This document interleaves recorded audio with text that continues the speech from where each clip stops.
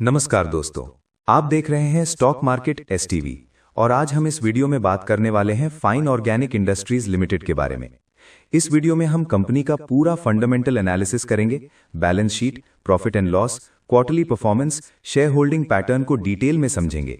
उसके बाद डेली और वीकली टाइम फ्रेम पर टेक्निकल एनालिसिस करेंगे, फिबोनाची के आधार पर सपोर्ट और रेजिस्टेंस लेवल्स निकालेंगे और अंत में जानेंगे कि जो लोग इस स्टॉक में एंट्री लेना चाहते हैं उनके लिए क्या स्ट्रैटेजी होनी चाहिए और जो लोग पहले से इन्वेस्टेड हैं उन्हें क्या करना चाहिए। सबसे पहले बात करते हैं फाइन ऑर्गेनिक इंडस्ट्रीज लिमिटेड की।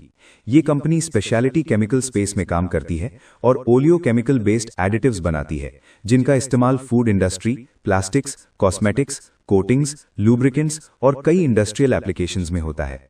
कंपनी का बिजनेस मॉडल B2B है और इसके products high margin speciality segment में आते हैं, जिसकी वजह से कंपनी को प्राइसिंग पावर मिलती है।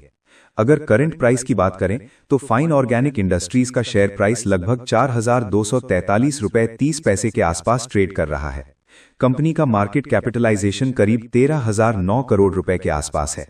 52 वीक हाई लगभग 5,494 रुपए के आसपास रहा है, जबकि 52 वीक लो लगभग 3,407 रुपए के आसपास देखने को मिला है। अब वैल्यूएशन पैरामीटर्स पर आते हैं। कंपनी का पीई रेशियो लगभग 32.5 के रेंज में है, जो केमिकल सेक्टर के हिसाब से न बहुत सस्ता है और न ही बहुत ज्यादा एक्सपेंसिव कहा जा सकता है। बुक वैल्यू करीब 808 रुपए के आसपास है। प्राइस टू बुक रेशियो लगभग 5 के आसपास बैठता है, जो ये बताता है कि मार्केट कंपनी को उसके स्ट्रॉन्ग रिटर्न रेशियोज की वजह से प्रीमियम वैल्यूएशन दे रहा है। रिटर्न रेशियोज की बात करें तो फाइन ऑर्गेनिक का ROCE लगभग 26.4% के आसपास है और ROE लगभग 19.5% के रेंज में है। ये नंबर्स क्लियरली बताते हैं कि कंपनी अपनी कैपिटल का एफिशिएंट यूटिलाइजेशन कर रही है। सबसे बड़ी पॉजिटिव बात यह है कि कंपनी लगभग डेट फ्री है, यानी बैलेंस शीट पर डेट का प्रेशर नहीं है। अब प्रॉफिट एंड लॉस स्टेटमेंट पर नजर डालते हैं। पिछले फाइनेंशियल ईयर्स में कंपनी की रेवेन्यू ग्रोथ स्टेडी रही है। एनुअल रेवेन्यू लगभग 2,200 से 2,300 करोड़ रुपए के आसपास है और नेट प्रॉफिट लगभग 380 से 400 करोड़ रुपए के रेंज में रहा है। ऑपरेटिंग मार्जिन्स कंसिस्टेंटली स्ट्रांग रहे हैं, जो ये दिखाते हैं कि कंपनी कॉस्ट कंट्रोल और प्राइसिंग पावर दोनों मेंटेन कर पा रही है। क्वार्टरली परफॉर्मेंस की बात करें तो कुछ क्वार्टर्स में सेल्स और प्रॉफिट में मॉडरेशन देखने को मिला है, लेकिन ओवरऑल ट्रेंड अभी भी स्टेबल है। क्वार्टरली रेवेन्यू आमतौर पर 550 से 600 करोड़ रुपए के आसपास रहता है और नेट प्रॉफिट 80 से 110 करोड़ रुपए के बीच फ्लक्चुएट करता रहा है।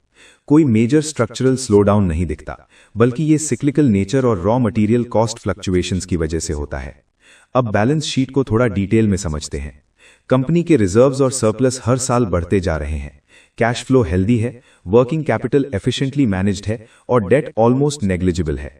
एसेट साइड पर कोई अग्रेसिव एक्सपेंशन डेट के थ्रू नहीं किया गया है, जो कंजर्वेटिव और डिसिप्लिन्ड मैनेजमेंट को शो करता है। शेयर होल्डिंग पैटर्न की बात करें तो प्रमोटर्स की होल्डिंग लगभग 75% के आसपास है, जो काफी स्ट्रांग और स्टेबल मानी जाती है। FIIs की होल्डिंग लगभग 4 से 5% के आसपास है। DIIs की होल्डिंग करीब 11 से 12% के रेंज में है और पब्लिक होल्डिंग लगभग 8 से 9% के आसपास है। प्रमोटर होल्डिंग में कोई मेजर रिडक्शन नहीं दिखती, जो लॉन्ग टर्म कॉन्फिडेंस को इंडिकेट करता है। अब टेक्निकल एनालिसिस की तरफ चलते हैं। डेली टाइम फ्रेम पर अगर चार्ट देखें तो स्टॉक पिछले कुछ समय से कंसोलिडेशन फेज में है। प्राइस एक्शन साइडवेज दिखाई देता है। इमीडिएट सपोर्ट जोन 4,100 से 4,000 रुपए के आसपास बनता है। अगर ये लेवल डिसाइसिवली ब्रेक होता है तो अगला स्ट्रॉन्ग सपोर्ट 3,900 से 3,850 रुपए के जोन में आता है। डेली चार्ट पर रेजिस्टेंस की बात करें तो 4,300 से 4,500 का एरिया इमीडिएट रेजिस्टेंस है। जब तक स्टॉक इस जोन को स्ट्रॉन्ग वॉल्यूम के साथ क्रॉस नहीं करता, तब तक शॉर्ट टर्म में तेज अपसाइड मूव की उम्मीद करना थोड़ा मुश्किल रहेगा। RSI और MACD इंडिकेटर्स डेली चार्ट पर न्यूट्रल मोमेंटम दिखा रहे हैं, यानी फिलहाल बायर्स और सेलर्स के बीच बैलेंस बना हुआ है। अब वीकली टाइम फ्रेम की बात करें।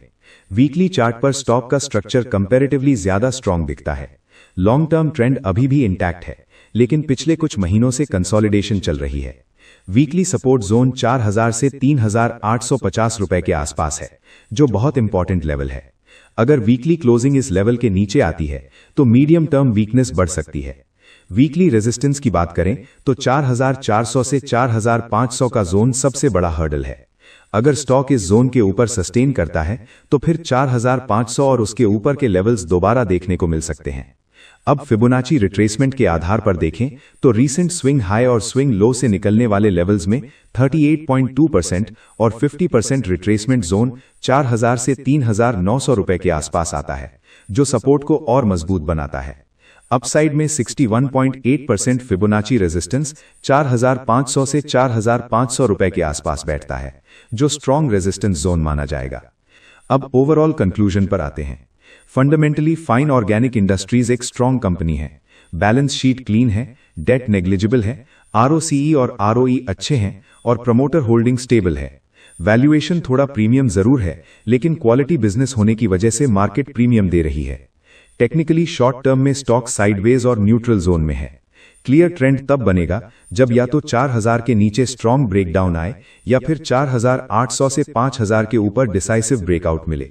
जो लोग इस स्टॉक में न्यू एंट्री लेना चाहते हैं उनके लिए बेस्ट स्ट्रैटेजी ये होगी कि या तो 4000-3900 रुपए के सपोर्ट जोन के आसपास स्टैगर्ड बाइंग करें या फिर 4500 के ऊपर ब्रेकआउट के बाद वॉल्यूम कंफर्मेशन के साथ एंट्री लें।